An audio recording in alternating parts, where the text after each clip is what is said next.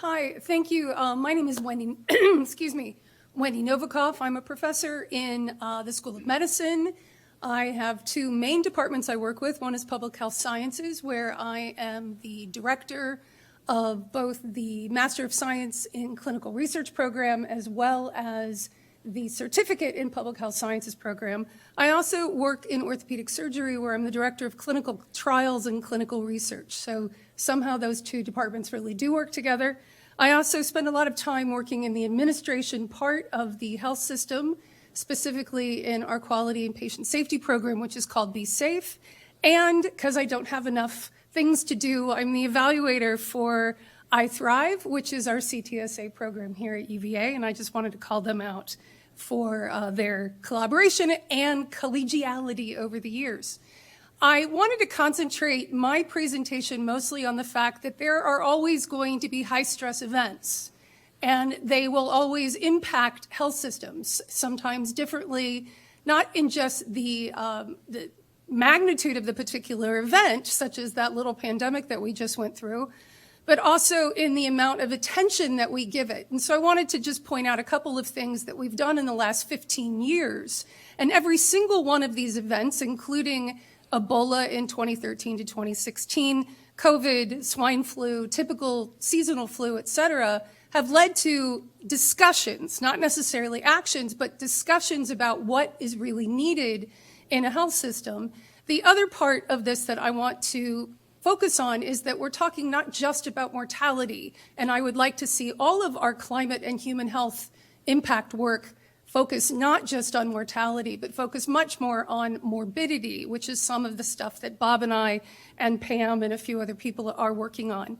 But most importantly to this discussion is what makes a resilient healthcare system. And much of this literature goes back to 1918, 1919, when we had that little flu pandemic 100 years ago, and what we didn't learn from everything that happened then. And there was also the Hong Kong flu in the 60s, and we had other Asian flu pandemics. There was a Russian flu pandemic, et cetera. But it still comes down to what is considered resilient. And it has to do with these words that are bolded: capacity to prepare and respond and maintain core functions and reorganize if it is needed. That the goals, of course, are to protect human life while still producing good health outcomes for everyone, not just during the crisis, but in its aftermath as well. And when we are looking at healthcare as a system, we look at it in three main components. The first one being access. Obviously, with extreme events, we're going to have disruption, leading to evacuations, damage, closure, interruption of supply chain, transportation, power outages, you name it. Also, what we saw in the COVID pandemic, displacement of healthcare workers, that they literally left Charlottesville to go work in other places, in most cases because they were needed in those other places. In addition to access, we talk about quality, that if we have constrained resources during a crisis, that is naturally going to affect who we are able to take care of, what actions we're able to do. Obviously, supply chain disruption comes into this as well, and also population displacement. Where are people having to go and move so that they can access care? And then finally, the third of the triumvirate is threats to healthcare costs, which are due to either altered or increased disease burden, delivery disruptions, or costs associated with poor, and poor is in quotation marks, poor quality, including delayed care. And this is something that I've spent a lot of time recently looking at, which is in any crisis, and I think this is naturally applicable to what could happen in the future, whether it is pandemic-related, climate-related, pollution-related, is that there is indirect morbidity and mortality when health systems are stressed, that there will be critical gaps and reduction in services. For example, the reduction or complete interruption of cancer screening happened in 90% of our federally qualified healthcare centers who take care of some of our most vulnerable populations. And in some cases, almost 60% stop screening entirely. We are now just seeing the impact of this. Here at UVA, we were looking at the complete stoppage of all elective surgery cases for about 6 weeks. As you can see, we had this great dip in April of 2020. We are still trying to catch up from this, not being able to do our normal 100 cases of joint replacements. And I will tell you, there are very few people who need a joint replacement who think that their operation is elective. So that was another piece of this. So when we talk about resilient health systems, there is a lot of literature out there, and it really is applicable to all stresses.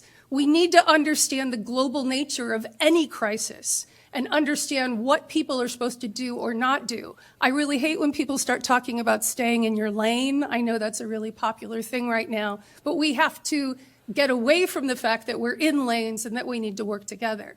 That also means having the legal and the policy foundation to act, which includes authority of public health agencies and sharing and allocation of resources. And then this idea of social capital specifically related to strong and committed workforces. We have a terrible example of all the things that happened in COVID, and how can we make that better for the next time around? How are we going to keep people safe and allow them to feel safe working and coming to work so that we can have the access to care?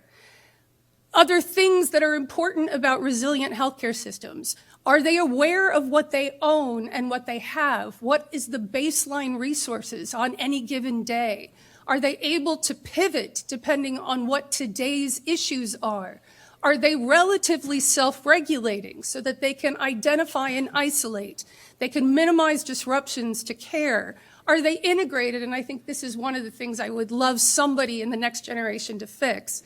If I end up in Maui and I need health care, nobody can access my health care records that are in Virginia without an enormous amount of work. Can we do a better job of integrating information and accessing information across the continuum in this country, but also worldwide?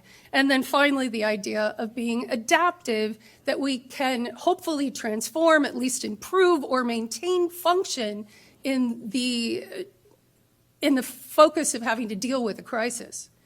This is relatively new concept to me, the idea of a transilient healthcare system, but I think obviously you can see the logic in it, that it's going beyond just being resilient to also saying we have to take into account social vulnerability, differential access to power, knowledge, resources, et cetera.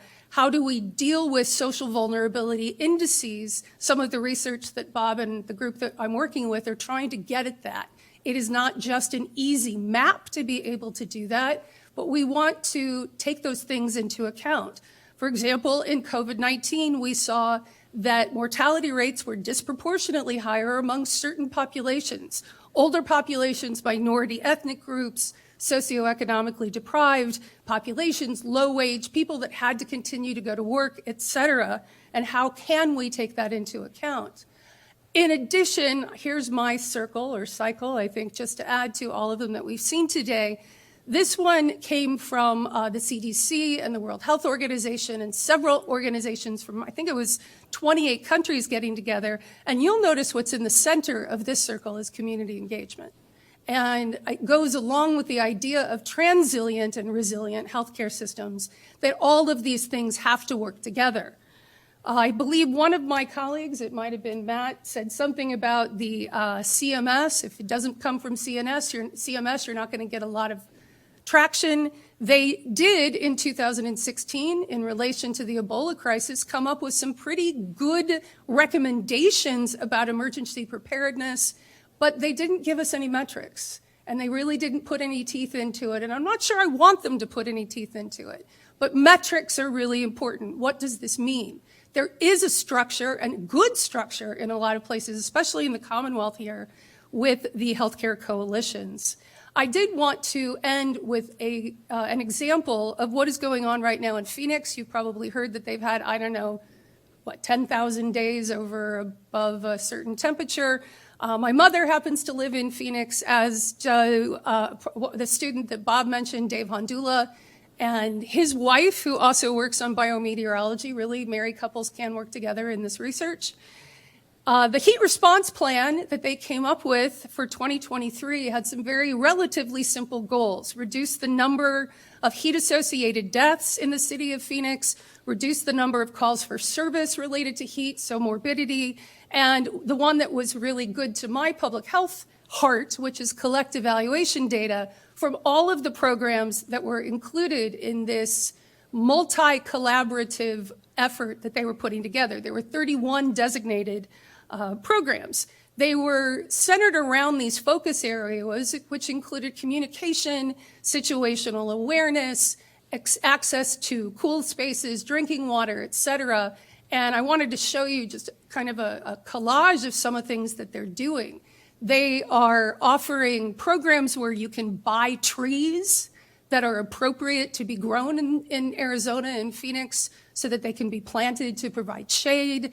They have all kinds of awareness campaigns related to, if you're going to go hiking, then please do it right. They have in the bottom left corner over there, you can see, depending on how old you are, depending on if you have certain health conditions, this is what you need to do to cool down. They have maps of where all the cooling centers are, where you can go pick up water, where you can access supplies, emergency care, et cetera. And of course, I think my favorite, which is in Spanish, how to keep your pets healthy too, which is an important part of this. I am spending a lot of time texting back and forth with David because he is the health, what is he called? The health czar? Something like, he's the head of the heat response plan for the city of Phoenix. And I will tell you right now, I think this is a really good plan. They are not doing very well this year when it comes to the number of heat-related deaths and heat-related calls, because there are stressors that even they did not understand. The other thing that they're trying to evaluate, though, is how good is the response been? Have there been more people reporting heat-related illness or heat-related mortality because of this response plan? So I would leave you with that this is an opportunity to see what other communities are doing specifically related to heat as it combines with public health responses. So thank you.